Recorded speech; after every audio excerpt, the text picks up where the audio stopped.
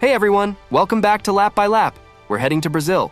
Interlagos, emotion, rain, and maybe total chaos, just like last year. Today we're talking about Lewis Hamilton and his special connection with Brazil, the tension inside McLaren and the fight for the title, what's new at Ferrari, Williams, and Alpine, and why this might be one of the craziest weekends of the whole season. Let's get into it. Let's start with Lewis Hamilton, because there's a lot going on around him lately. Brazil means something special to Lewis. That 2021 comeback drive, an absolute masterpiece. The Ayrton Senna helmet, the honorary citizenship, the emotions, it's all there. Recently, Hamilton posted just Brazilian flags on X, and that post got almost 40 million likes, the most ever for an F1 post. That shows how much love Brazil still has for him. But here's the question. Can he finally break the curse this weekend? Hamilton is currently in the longest streak without a podium in his 19-year career. For the first time ever, he won't have at least 5 podiums in a season. Hard to believe, right? Ferrari and Lewis are working on changes. After the Singapore GP, Hamilton helped tweak the team's qualifying processes, and they actually listened.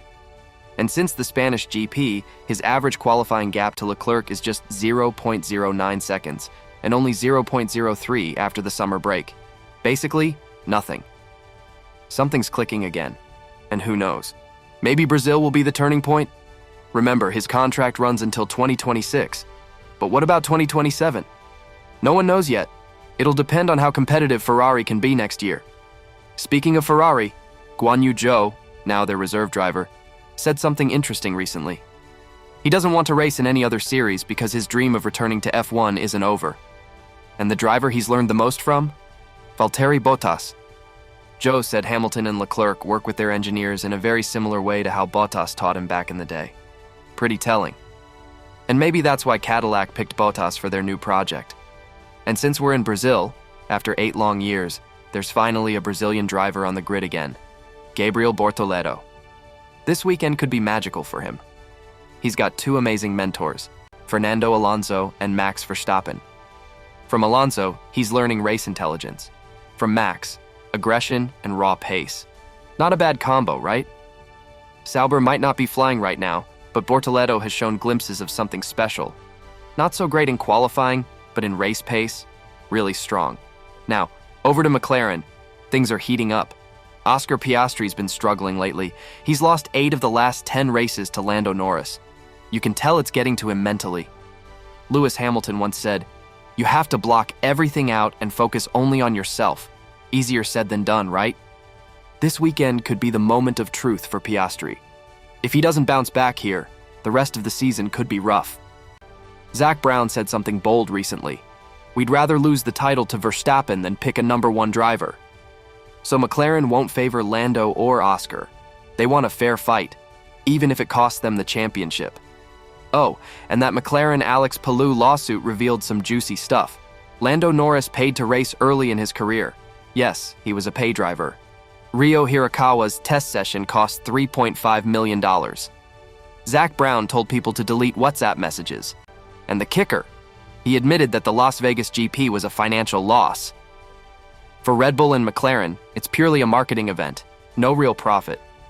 Williams is changing too. They're officially going back from Williams Racing to Williams F1 team and bringing back the iconic forward W logo from the 1970s. I love it. Even with new owners, they're still honoring their heritage. And in Brazil, they'll run a special Gulf livery, one of the cleanest and most beautiful designs on the grid, if you ask me. Now time for the main course, the Brazilian Grand Prix. Get ready for chaos because it's going to rain all weekend. And remember, it's a sprint weekend, so only 1 practice session. It's going to be wild. The title fight is still alive. Lando Norris, Oscar Piastri, and Max Verstappen. Max is 35 points behind Piastri and 36 behind Norris. A lot? Not really. In Brazil, with rain involved, anything can happen. Last year, we had 5 red flags in qualifying and Verstappen stormed from P17 to the podium. Interlagos always delivers drama. Here's a twist. Jos Verstappen said that after Christian Horner left, the atmosphere at Red Bull actually improved. Apparently, Max is enjoying racing again, and Jos has a great relationship with new team boss Laurent Mekies. So Red Bull seems calm and focused again, and that's never a good sign for their rivals. But now, let's go to Italy.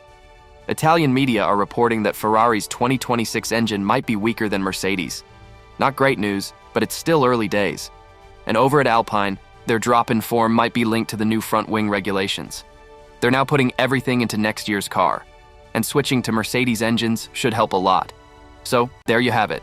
A weekend that could completely flip the championship standings. Rain, sprint, title fight, and Lewis Hamilton in a country that adores him. Let me know in the comments. Will Hamilton finally get back on the podium? Who's your pick to win in Brazil? And what do you think about the new Williams W? Don't forget to subscribe. We're only 1,500 subs away from unveiling our new studio setup. And now, time to pack for São Paulo. See you after the race. This was Lap by Lap.